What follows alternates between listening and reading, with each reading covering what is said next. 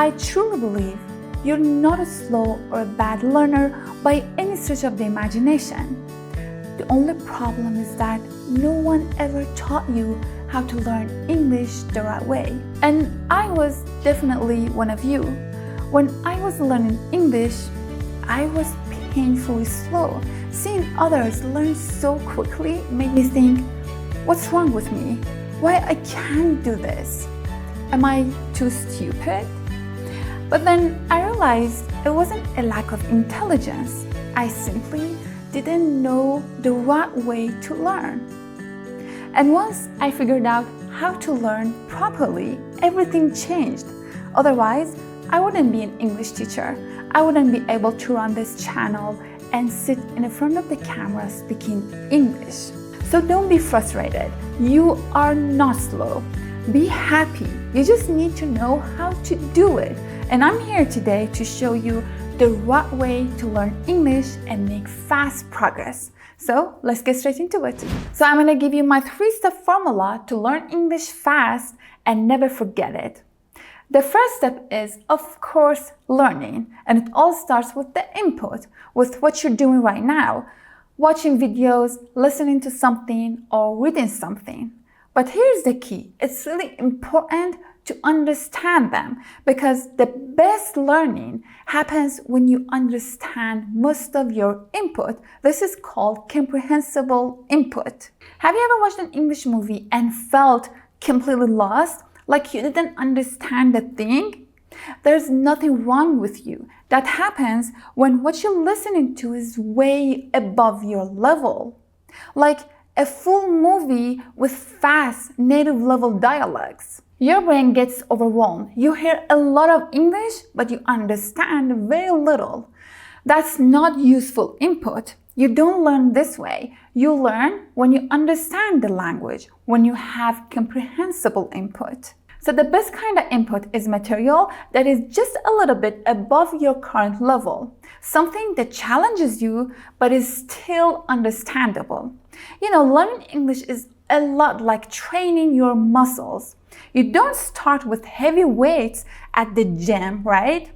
You start small and then gradually you build strength. It's the same with the English language. You know, most people complain, why I can't understand English movies? Well, the truth is you haven't trained for it yet. You're diving into one of the hardest things right away. And the second step is reflect. So when you learn something new, pause for a moment and reflect. Now, most people, when they learn something new, they rush from one topic to the next. They think that the more learning means faster progress. But in reality, this one habit is one of the main reasons we forget what we've just learned. Like, how many times have you watched a video about new English words, maybe on YouTube or a short video on Instagram? You learned something new and then immediately you moved on to another video. Or maybe you went to your phone, to your messages, or straight to work without reflection. And before you know it, you've completely forgotten what you've just learned. So when you learn something new, like a grammar rule, a new word, a new phrase, or whatever, just pause for a moment and reflect. Ask yourself, what did I just learn? You know, how can I use it? This simple act of reflection helps solidify the information in your brain. Otherwise, it's all wasted. All the energy and time you spent to learn that thing goes to waste. For example, when you watch a movie to improve your English and improve your listening, and you hear a new cool expression, after the movie, don't just move on. Instead, stop even for 30 seconds and reflect. Think, what did I just learn? What was that phrase? Where can I use that phrase in real conversations? You know, that small pause makes a huge difference. It turns new information into something meaningful, something that your brain can connect to your real life. If you skip this step, much of what you learn will disappear. Oh, I'm a bad English learner. I'm so slow. I'm not talented enough to learn English. But that's not true. You're just missing this step. And of course, the next step. All right, now the third step, implement. And this is where all the magic happens. But sadly, most people skip it. Here is what usually happens. You learn something new, a new phrase, a new grammar point, a new word, and let's say you pause for 30 seconds and then you think, all right, I know what it actually means right now. So I learned it. You get excited. You think you made the real progress. And then you jump straight into the next thing without implementing what you've just learned. So learning becomes a habit, but not using what you've learned, not implementing it. And that's where all the problem starts. Because when you collect knowledge without applying it, you fall into something called the illusion of competence.